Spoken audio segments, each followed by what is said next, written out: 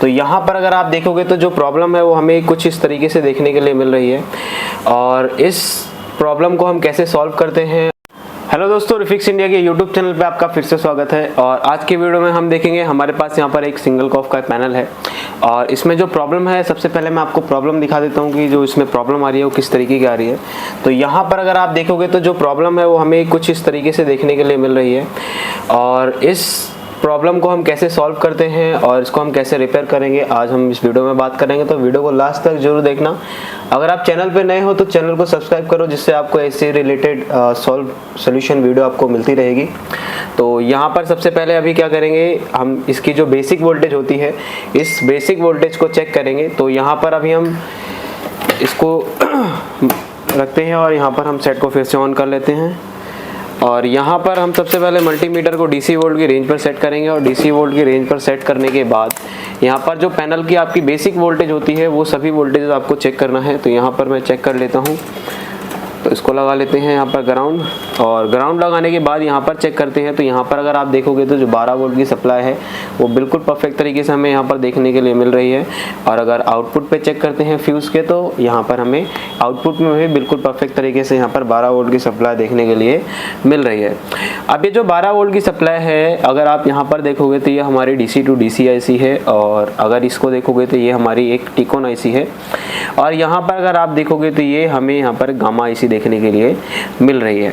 अब इसमें क्या है कि यहाँ पर अगर हम चेक करते हैं तो इसकी वोल्टेज अगर आप चेक करोगे तो यहाँ पर DC टू DC IC हमें सबसे पहले जो वोल्टेज बनाती है वो 3.3 वोल्ट बनाती है, जो कि बिल्कुल परफेक्ट तरीके से बना रही है। अब ये जो 3.3 वोल्टेज बने हैं ये जाते हैं आपकी टिकोन IC के लिए, और टिकोन IC को चलने के लिए यहाँ पर 3.3 वोल्ट की सप्लाई चाहिए होती है, और यहाँ पर इसको एक सप्लाई और चाहिए जिसको हम बोलते हैं 1.2 की सप्लाई। तो यहाँ पर अगर हम देखते हैं चेक करके, तो अलग अलग PF पे यहाँ पर आपको देख सकते हो, तो मुझे यहाँ पर 1.2 की सप्लाई मिल रही है।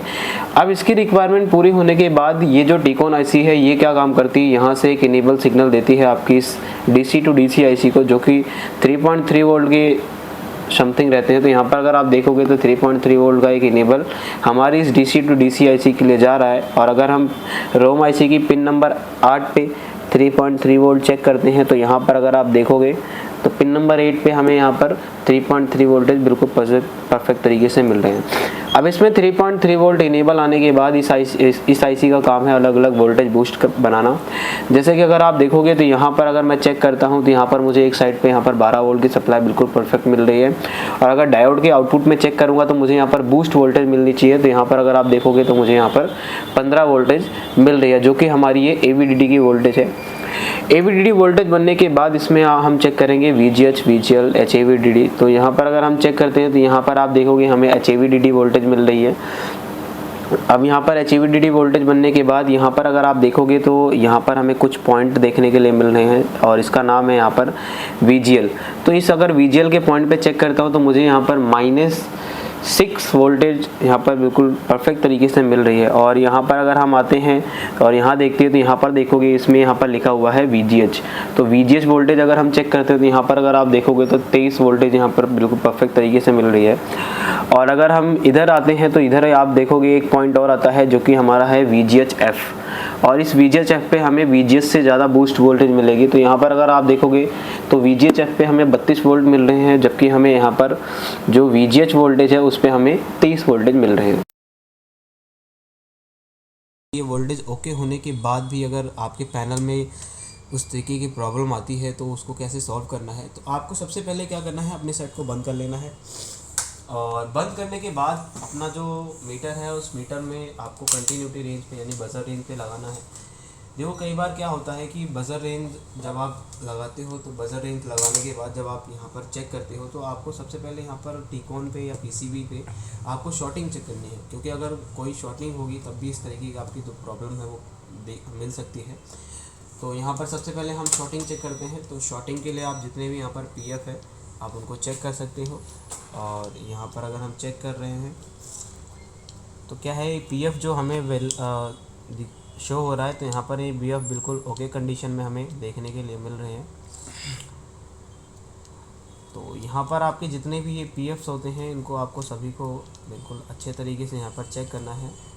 तो ऑलमोस्ट क्या है कि इसके जो पीएफ है, पीएफ में तो मुझे यहाँ पर कोई शॉर्टिंग देखने के लिए नहीं मिल रही है। और यहाँ पर पीएफ चेक करने के बाद आपको क्या करना है कि यहाँ पर अगर आप देखोगे तो ये हमारी क्या लगी है, एक टीकॉन आईसी। टीकॉन आईसी का क्या है, सबसे पहले आप यहाँ पर इम्पीडेंस वैल्यू चेक करोगे। और इम्पीडेंस वैल्यू चेक करने के लिए क्या करना पड़ेगा, सबसे पहले आपको यहाँ से इसको डिस्कनेक्ट कर लेना है। और डिस्कनेक्ट करने के बाद मीटर को आपको रख लेना है डायोड रेंज की रेंज पर। और यहाँ पर आपको रेड प्रॉप को कर देना है ग्राउंड। और रेड प्रॉप को ग्राउंड करने के बाद यहाँ पर हम चेक करेंगे ये जो डायोड है, डायोड के आपके आउटपुट में जो पेयर्स जा रहे हैं आपके टीकॉन आईसी के लिए, आपको सभी पे चेक करना है। तो यहाँ पर अगर आप देखोगे तो 700 और 600 सर के अराउंड यहाँ पर मुझे वैल्यू देखने के लिए मिल रही है। तो यहाँ पर भी देखोगे ऑलमोस्ट सेम वैल्यू मुझे मिल रही है। तो अगले चेक करते हैं, तो यहाँ पर भी देखोगे मुझे सेम वैल्यू मिल रही है। तो ऑलमोस्ट क्या है कि इसकी जो इम्पीडेंस वैल्यू है वो मुझे यहाँ पर सेम रीडिंग दे रही है सभी पेयर्स पे। तो यहाँ पर अगर मैं चेक करता हूँ तो यानी कि इससे मुझे पता चल रहा है कि जो टीकॉन आईसी है मेरी बिल्कुल परफेक्ट तरीके से काम कर रही है। और इसके बाद क्या करेंगे, सबसे पहले यहाँ पर हम इसको लगा देते हैं। और लगाने के बाद होता क्या है कि ये जो टीकॉन आईसी है ये अलग अलग सिग्नल आउट करती है। कभी कभार सिग्नल जो मिसिंग होते हैं उनकी, जब वो मिसिंग हो गए तो उसको मिसिंग होने की वजह से भी ऐसी प्रॉब्लम आपको देखने के लिए। तो यहाँ पर अभी हम क्या करेंगे, सिग्नल जो मिसिंग हो रहे हैं या फिर ये जो रेजिस्टेंस लगे होते हैं, इन रेजिस्टेंस को चेक करेंगे कि इनकी क्या वैल्यू आ रही है। क्योंकि कई बार ऐसा होता है कि जो आपके सिग्नल जा रहे हैं वो रेजिस्टेंस के थ्रू जाते हैं। और यहाँ पर जब भी कोई सिग्नल जाता है तो जो भी सिग्नल के ट्रैक में जो रेजिस्टेंस लगे होते हैं वो हमेशा लो ओम्स के रेजिस्टेंस होते हैं। तो सबसे पहले यहाँ पर हम मल्टीमीटर को ओम्स रेंज पर सेट करेंगे और यहाँ पर सभी हम स्टेप बाय स्टेप सभी रेजिस्टेंस को चेक करेंगे। तो यहाँ पर अगर आप देखोगे तो कुछ रेजिस्टेंस लगे हैं, तो इन सभी को चेक करना है स्टेप बाय स्टेप। तो यहाँ पर चेक करता हूँ, तो यहाँ पर अगर आप देखोगे तो 22 ओम्स का रेजिस्टेंस मुझे बिल्कुल परफेक्ट तरीके से वैल्यू दे रहा है। यहाँ पर ये भी हमें 22 ओम्स का रेजिस्टेंस से बिल्कुल परफेक्ट तरीके से वैल्यू दे रहा है। तो यहाँ पर अगर आप देखोगे तो यहाँ पर कुछ सिग्नल्स के पॉइंट लिखे हुए हैं और जिनके नाम यहाँ पर हमें देखने के लिए मिल रहे हैं। और इसको अगर हम चेक करते हैं तो इसमें अगर हम देखते हैं तो हमें जो वैल्यू मिल रही है यहाँ पर 22 ओम्स की वैल्यू मिल रही है।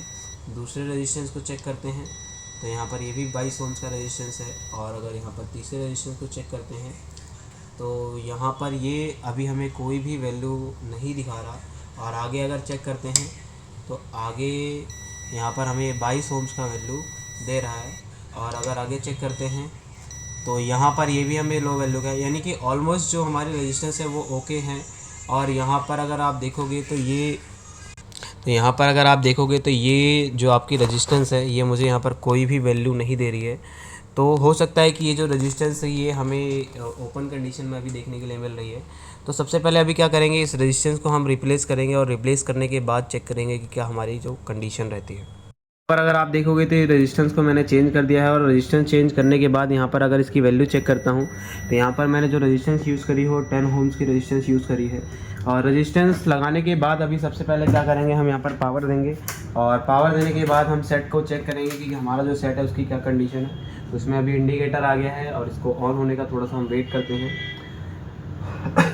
तो जैसे ही अभी हम देखेंगे तो यहाँ पर अगर आप देखोगे तो जो हमारा पैनल है बिल्कुल परफेक्ट तरीके से यहाँ पर ऑन हो चुका है। और ये जो प्रॉब्लम आ रही है हमारी गेट लाइन से, यानी इसकी जो गेट लाइन है वो शॉर्ट हो चुकी है। तो इस तरीके से आप दोस्तों किसी भी पैनल को आसानी से रिपेयर कर सकते हो। अगर आपको वीडियो पसंद आई हो तो वीडियो को लाइक करें, शेयर करें और चैनल को सब्सक्राइब जरूर करें।